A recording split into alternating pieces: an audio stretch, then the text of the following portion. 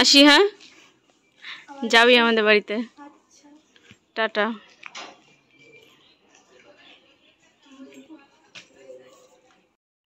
Hello everyone, welcome back to my channel. সবাই কেমন আছো? আশা করছি সবাই অনেক ভালো আছো। আমিও ভালো আছি। চলে এসেছি নতুন আরও একটি ভিডিও নিয়ে। আজকে আমার বার্থডে 15 এপ্রিল, আর ও আজকে বাড়িতে এসছে। আমি ওর জন্য বগুলাতে ওয়েট করছিলাম। তো তারপর বগুলা থেকে কেক নিয়ে একসাথে বাড়িতে চলে এলাম। আর 13 তারিখ মানে 13 এপ্রিল ওর বার্থডে ছিল, সেদিনও আসতে পারিনি। তো তারপর আমি বাড়িতে এসে এখন একটা সুন্দর মুভি দেখছিলাম বসে বসে। আর আমি কী সিনেমা দেখছি তোমরা কমেন্ট করে জানাও যদি কেউ দেখে থাকো। সিনেমাটা ভীষণ সুন্দর সিনেমা, তো সেটা আমি বসে বসে এখন দেখছিলাম আর কি। তো এদিকে আমাকে ঘর থেকে বের করে দিয়ে ও ঘরটা সুন্দর করে সাজাচ্ছিল। তো তারপর আমি ঘরে গিয়ে দেখে দারুণ করে ঘরটা সাজিয়েছে। তো তারপর আমি চলে এসেছি এখন বাইরে, যেহেতু আমাদের দুজনেরই বার্থডে, তাই জন্য আমরা দুজন একসাথে আজকে সেলিব্রেট করব। তো দুজন একসাথে বসে পড়েছি। ছোটোবেলাতে এই দিনটার জন্য অপেক্ষা করে থাকতাম যে কবে জন্মদিন আসবে।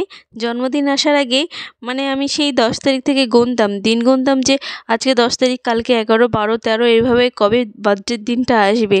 তো মানে কত এক্সাইটমেন্ট ছোটোবেলাতেই, মানে একটা আনন্দর ব্যাপার জন্মদিন, বাবা বিশাল কিছু। তো এখন আর সেই এক্সাইটমেন্টটা নেই, তো মানে থাকেও না আর। ঠিক আছে চলো জন্মদিন তো কী হয়েছে। তো তারপর যাই হোক, আর আমাদের যেহেতু অনেকটা লেট হয়ে গেছে, তো তাই জন্য আমরাই খাওয়া দাওয়ার পালাটা আগে শেষ করছি। তো এই যে বসে পড়েছি এখন আমরা দুজনেই, তো সবাই মিলে একটু ফটো তোলা হচ্ছিল আর কি।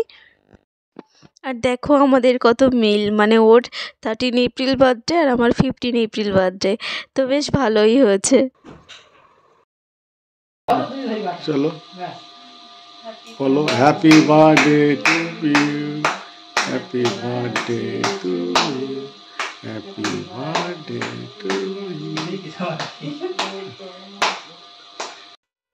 আর বিয়ের পর আমার সেকেন্ড টাইম বার্থডে সেলিব্রেট হচ্ছে।